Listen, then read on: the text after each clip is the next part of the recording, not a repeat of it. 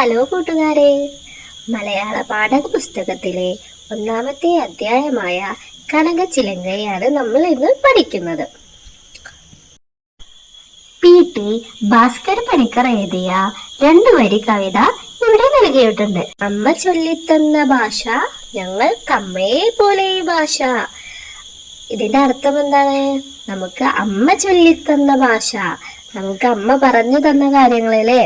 അമ്മ ചൊല്ലിത്തന്ന ഭാഷ ആരെ പോലെയാണ്? ഞങ്ങൾക്ക് അമ്മയെ പോലെ, നമുക്ക് അമ്മയെ പോലെയാണ് അല്ലേ ഭാഷ. കാക്കിരി പൂക്കിരി. രാമകൃഷ്ണൻ കുമരനല്ലൂരിന്റെ തൂവൽ എന്ന കൃതിയിലെ ഏതാനും ഭാഗങ്ങളാണ് ഇവിടെ നൽകിയിട്ടുള്ളത്. കാക്കിരി പൂക്കിരി തേന്മാവിന്റെ എത്താ കൊമ്പത്ത്, കാക്കിരി പൂക്കിരി മാങ്ങകൾ അങ്ങനെ പഴുത്തു തൂങ്ങുന്നു, കാക്കിരി പൂക്കിരി പിള്ളേരങ്ങനെ ആർത്തു വിളിക്കുന്നു, കാക്കിരി പൂക്കിരി കാറ്റിൻ കയ്യുകൾ കൊമ്പുകൊടുക്കുന്നു, കാക്കിരി പൂക്കിരി 4-5 നിലത്തു വീഴുന്നു, കാക്കിരി പൂക്കിരി തേൻതുള്ളികളിൽ നാവിനു സമ്മാനം. എന്തിനെ കുറിച്ചാണ് ഈ കവിത പറയുന്നത് എന്നറിയാമോ കൂട്ടുകാർക്ക്? അതെ, തേന്മാവിനെ കുറിച്ചാണ് അല്ലേ. തേന്മാവ് പറഞ്ഞാൽ എന്താണ്? നല്ല മധുരമുള്ള മാമ്പഴം കിട്ടുന്ന മാവാണ് എന്ത്? തേന്മാവ്. നമുക്ക് ഈ കവിതയുടെ ആശയം എന്താണെന്ന് നോക്കിയാലോ. കാക്കിരി പൂക്കിരി തേന്മാവിന്റെ എത്താ കൊമ്പത്ത്. അങ്ങനെ പറഞ്ഞാൽ എന്താ?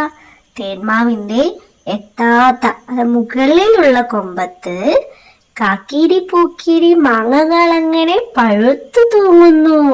എന്താണ്? തേന്മാവിന്റെ മുകളിലുള്ള കൊമ്പത്ത് എന്താണുള്ളത്? നല്ല പഴുത്ത മാമ്പഴങ്ങൾ അല്ലേ. കാക്കിരി പൂക്കിരി പിള്ളേരങ്ങനെ ആർത്തു വിളിക്കുന്നു. എന്തിനാ പിള്ളേരൊക്കെ ആർത്തു വിളിക്കുന്നത്? നല്ല മധുരമുള്ള മാമ്പഴങ്ങൾ കണ്ടിട്ടല്ലേ. കാക്കിരി പൂക്കിരി കാറ്റിൻ കയ്യുകൾ കൊമ്പു കൊലുക്കുന്നു. അങ്ങനെ പറഞ്ഞാലോ, നല്ല കാറ്റ് വീശിയിട്ട് കൊമ്പുകളെല്ലാം കുലുങ്ങാണ്. കാക്കിരി പൂക്കിരി 4-5 നിലത്ത് വീഴുന്നു. കാറ്റടിച്ച് കൊമ്പ് കുലുങ്ങുമ്പോ 4-5 മാമ്പഴം നിലത്ത് വീഴുന്നു. കാക്കിരി പൂക്കിരി തേൻതുള്ളികളിൽ നാവിനു സമ്മാനം. നിലത്ത് വീണ മാമ്പഴങ്ങൾ കുട്ടികൾ ഓടി വന്നിട്ട് രുചിയോടെ കഴിക്കണല്ലേ. ഇനി നമുക്ക് ചോദ്യോത്തരങ്ങൾ നോക്കാം. താളം പിടിച്ച് ഈണത്തിൽ കവിത ചൊല്ലി നോക്കൂ.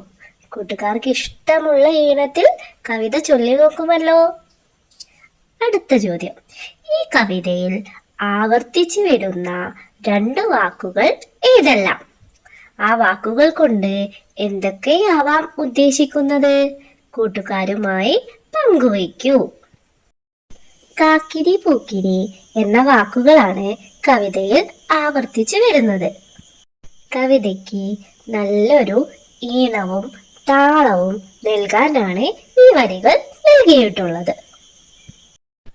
കവിതയ്ക്ക് ചുറ്റുമായി യോജിച്ച ചിത്രം വരച്ച് നിറം നൽകി ഭംഗിയാക്കൂ.